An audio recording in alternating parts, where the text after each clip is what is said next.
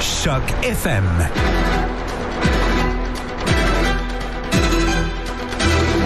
Bonjour la Pocatière.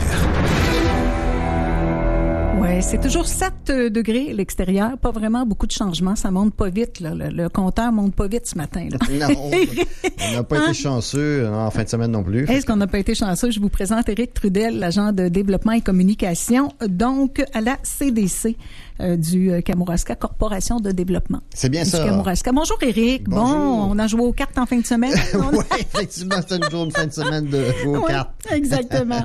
On débute avec la Maison de la famille du Kamouraska. Il y aura une porte ouverte d'inauguration officielle des nouveaux locaux. C'est le 24 mai, c'est samedi. Samedi, ça? oui, Ouais. de 10h à 15h. Ouais. Bon, on leur souhaite du beau temps, contrairement à la fin de semaine dernière, là, mais et parce qu'il va y avoir, s'il fait beau, justement, bon, des jeux gonflables pour les enfants. Il y aura, bien sûr, des choses à manger sur place. La crème molle, justement, offerte par Blizzardweed. Oui. Donc, ça va être une belle occasion. Donc, juste rappeler que, c'est des nouveaux locaux là, qui sont sur la rue Rochette à Saint-Pascal. Et je rappelle que la Maison de la famille du Kamouraska, ça a été créé par l'initiative de 3 maires qui ont décidé de créer cette Maison de la famille de Kamouraska. Ouais. Et puis, il y a plein de choses, des ateliers par enfants, des haltes garderies, services d'aide aux parents, location d'équipements pour les enfants. Alors, c'est une belle occasion en même temps pour redécouvrir ou découvrir là, cet organisme-là qui est situé à Saint-Pascal. Donc, je rappelle, c'est le 24 mai, samedi, de 10h à 15h, porte ouverte et inauguration officielle de locaux. On va aller voir ça. Ces nouveaux locaux.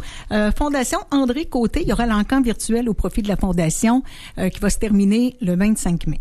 Oui, c'est ça, c'est déjà en cours depuis, je pense, vendredi dernier. Ouais. Que tous ceux qui ont envie, bien sûr, de poser un geste pour soutenir la cause là, de la Fondation André Côté, qui offre toutes sortes de services là pour les gens qui ont le cancer ou qui sont en phase terminale. Donc, massothérapie, accompagnement, aide financière, visite d'amitié, tout ça.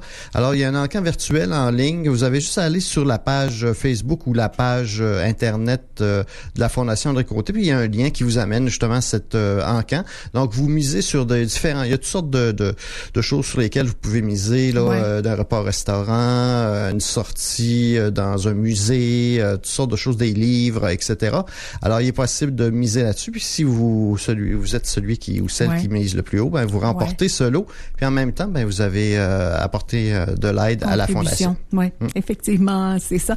40 ans d'existence, c'est incroyable pour la SADC et Projection aussi. Oui, c'est une année assez faste au niveau des anniversaires. Il y a eu le quartier jeunesse Saint-Pascal dernièrement qui fêtait aussi les 40 ans. Oui. Alors, on a des organismes bien qui ont une longue vie et qui sont très utiles à la communauté.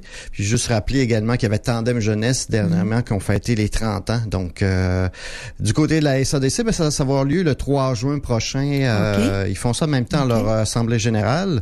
Donc, c'est à 16h à la chapelle de la Grève à Saint-Denis-la-Bouteillerie. Ah, c'est beau cet endroit-là en plus. Ben oui. C'est tellement beau. Puis Projection aussi, la même chose. Ils font aussi leurs 40 ans. Eux, c'est le 18 juin à 17h. Ah bon? Toujours au même endroit, à la chapelle. Donc, ça va être deux beaux AGA dans des beaux endroits. Ah, je comprends. Juin, c'est le mois des AGA. Effectivement, oui. Nous, on fait la tournée pas mal des AGA de nos membres. Et je pense que, effectivement, juin, c'est vraiment le mois là, des AGA. Et puis, justement, j'invite les gens, les personnes qui ont un peu de temps à consacrer à des organismes communautaires là, de votre milieu. Là, c'est le temps, là, parce que souvent, les organismes sont à la recherche de nouveaux administrateurs, du sang neuf, des nouvelles idées et tout ça. Si vous avez le goût, vous impliquer, là, regardez là, votre organisme sur lesquels qui vous touche plus, puis probablement que leur assemblée générale, il y a des bonnes chances que ce soit en juin, parce qu'il y en a effectivement plusieurs qui se déroulent en juin. Oui, effectivement, c'est ça. L'Arc-en-Ciel du Cœur, on invite les gens à s'inscrire tout de suite pour la marche et course en sentier. C'est le 27 septembre prochain, mais il faut s'inscrire. Oui, déjà, les inscriptions sont ouvertes depuis hier. Alors, même si ça a lieu le 27 septembre, là, si on veut veut être sûr d'avoir sa place, il y a 4 parcours. Là. Il y a le parcours familial, il y a un 3 km, un 5,75 km, puis un 11,5 km.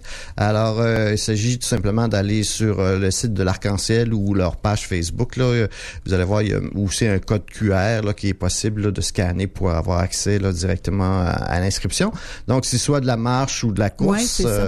Donc, c'est une belle façon en même temps de se mettre en forme. Oui, exactement. Ça coûte combien? Est-ce que ça coûte quelque chose pour s'inscrire? Oui. Je pense que j'ai oublié de regarder exactement le coût. C'est là, pas grave, mais c'est dépendamment du parcours. Effectivement, là, chaque parcours a son tarif, là, mais vous irez voir ça. C'est en même temps, bien sûr, c'est une forme de financement pour l'Arc-en-Ciel du Cœur pour aller chercher des sous pour leurs œuvres. Exactement. Du 1er au 7 juin, ce sera la Semaine québécoise des personnes handicapées.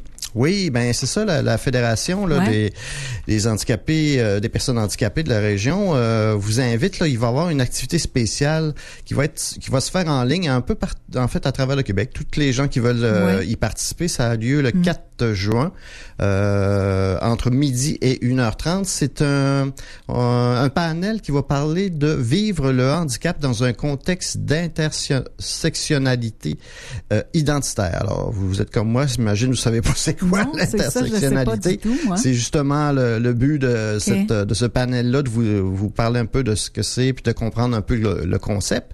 Alors, je vous rappelle que c'est le 4 juin de midi à 13h30. Puis pour s'inscrire, allez voir le site de la Fédération des personnes handicapées, du KRTB ou bien sûr la PHK aussi sûrement là, qui ont l'information également.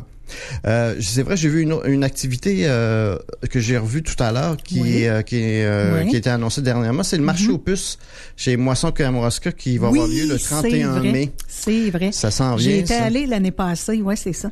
31 mai. 31 mai. Alors, il y a plein de petites choses. Là. Il va y avoir le marché aux puces, il y a des ventes d'articles promotionnels de Moisson-Kamouraska, des hot dogs, un méchoui de porc à partir de 17h. Alors, il y a plein de choses là c'est donc de 10h à 15h.